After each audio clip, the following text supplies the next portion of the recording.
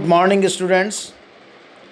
आज हम चर्चा करेंगे बीकॉम पार्ट सेकेंड ईयर के EAFM फर्स्ट के अंतर्गत राजस्थान में आर्थिक पर्यावरण के विषय में हम चर्चा करेंगे।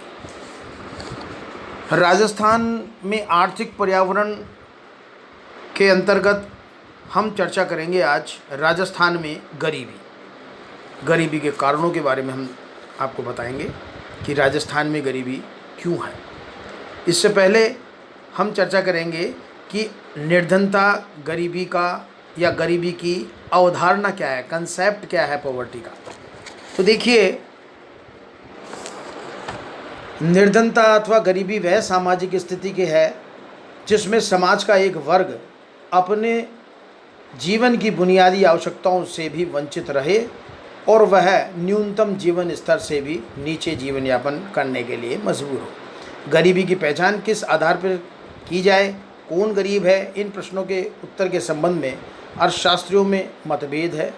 अधिकांश अर्थशास्त्री ये मानते हैं कि वह व्यक्ति गरीब है जो दरिद्रता रेखा यानी कि पॉवर्टी लाइन से नीचे का जीवन बसर कर रहा है या करता है। यद्यपि दरिद्रता रेखा की संकल्पना के बारे में काफ़ी मतभेद है। संयुक्त राष्ट्र संघ के खाद्य एवं कृषि संगठन के प्रथम निदेशक लॉर्ड बायर्ड और पहले व्यक्ति थे जिन्होंने 1945 में दरिद्रता रेखा की अवधारणा प्रस्तुत की थी, जो कि 2300 कैलोरी प्रति व्यक्ति प्रतिदिन से कम उपभोग को निर्दिष्ट करती है। निर्धन व्यक्तियों की जो कुल जनसंख्या से अनुपात निर्धनता अनुपात कहलाता है। JL हैंसन के अनुसार बताया गया है, न्यूनतम जीवन स्तर को बनाए रखने के लिए जितनी आय की आवश्यकता है उससे कम आय होने पर व्यक्ति को निर्धन माना जाएगा। इस तरह से विश्व बैंक में भी बताया गया है कि यदि कोई व्यक्ति प्रतिदिन $1 की औसत आय अर्जित करने में असमर्थ है तो यह माना जाएगा कि वह निर्धनता रेखा से नीचे जीवन बसर कर रहा है।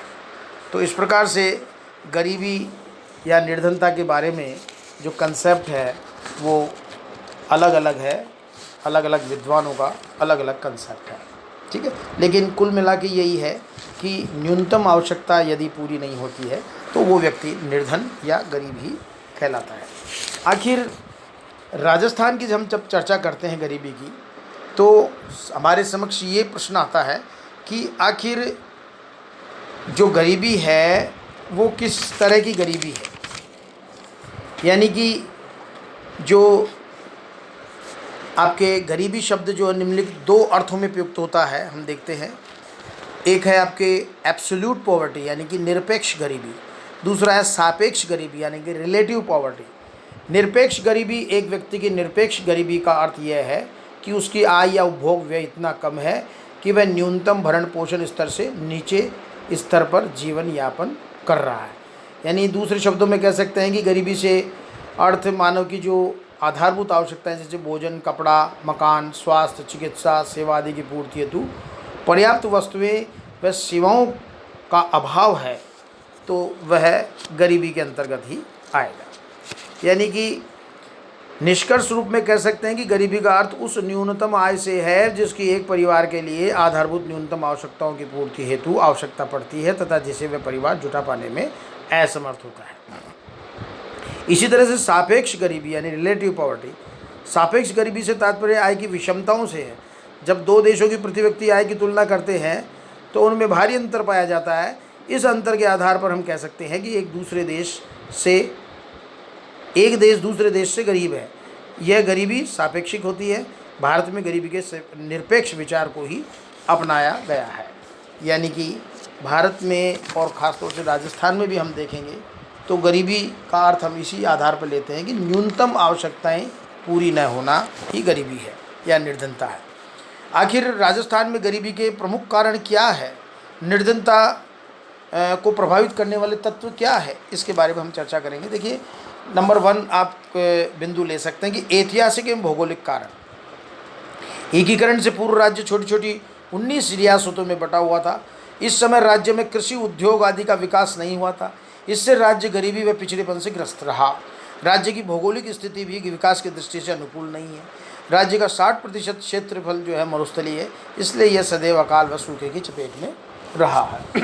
इसी तरह जनसंख्या वृद्धि भी एक बहुत महत्वपूर्ण कारण रहा है हमारे यहाँ गरीबी का, कि 2001-2011 के दशक में राज्य में जनसंख्या वृद्धि दर 21.30% थी, जबकि राष्ट्रीय औसत 17.7% थी, यानी कि हमारी राष्ट्रीय औसत प्रतिशत से कहीं ज़्यादा थी।